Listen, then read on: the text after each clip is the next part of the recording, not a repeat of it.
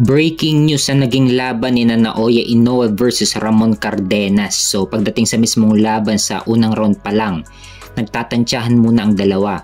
Pero kalaunan si Inoue na ang unang nagbibitaw ng suntok. Pero gumaganti si Cardenas, nagbibitaw din siya ng mga suntok kay Inoue.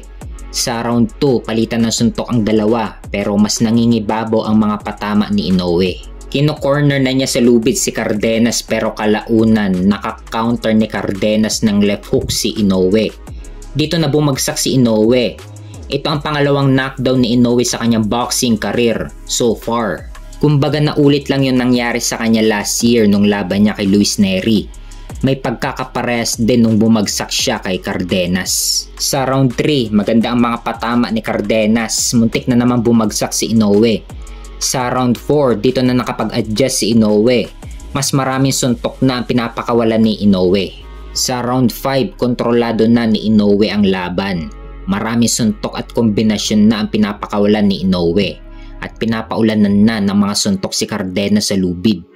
Hindi na makahanap ng tiyempo si Cardenas kung paano maiwasan ang mga suntok ni Inoue. Sa round 6, ganun pa rin, bilis at suntok ni Inoue ang tumatama kay Cardenas. Kamuntik-muntikan nang bumagsak si Cardenas. Sa round 7, dito na pinabagsak ni Inoue si Cardenas. Pinaulanan na ni Inoue ng iba't ibang kombinasyon si Cardenas. At dito na napaupo si Cardenas. Sa round 8, dito na tinapos ni Inoue ang laban matapos paulanan ng iba't ibang kombinasyon si Cardenas. At dito na hininto ng referee ang laban. Panalo si Naoya Inoue via TKO sa round 8. Na-retain ni Inoue ang kanyang undisputed super bantamweight title. At may bagong kartada si Inoue na 30 wins with 27 knockout at walang talo. Samantalang si Cardenas naman ay bumaba ang kartada sa 26 wins with 14 knockout at may dalawang talo. So ang next fight ni Inoue sa September ay si Murodjon Akhmadaliev na mandatory sa WBA. Kaya abangan natin ang laban nila sa September.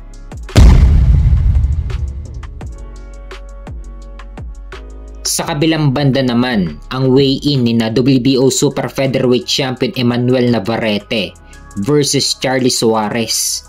Tumimbang si Suarez ng 129.9 pounds samantalang si Navarrete naman ay tumimbang ng 130.3 pounds. Sobra ng 0.3 pounds sa 130 pounds limit sa super featherweight. Kaya binigyan muna siya ng 2 oras para makuha ang timbang sa 130 pounds.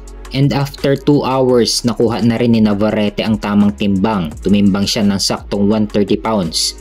Kaya naman tuloy na ang laban nila bukas. Nakataya dyan ang WBO Super Featherweight title ni Navarrete. Ito ang kauna-unahang pagkakataon ni Charlie Suarez na mapalaban para sa isang world title fight. At posibleng ito na rin ang huling pagkakataon ni Charlie Suarez na mapalaban sa isang world title fight. Dahil may edad 36 na rin itong si Charlie Suarez. Lumipas na rin ang kanyang prime kaya importanteng laban ito para kay Charlie Suarez. Kailangan niyang paghandaan ng todo si Navarrete para matalo niya si Navarrete. Kaya abangan natin ang laban nila bukas, araw ng Linggo sa Pilipinas.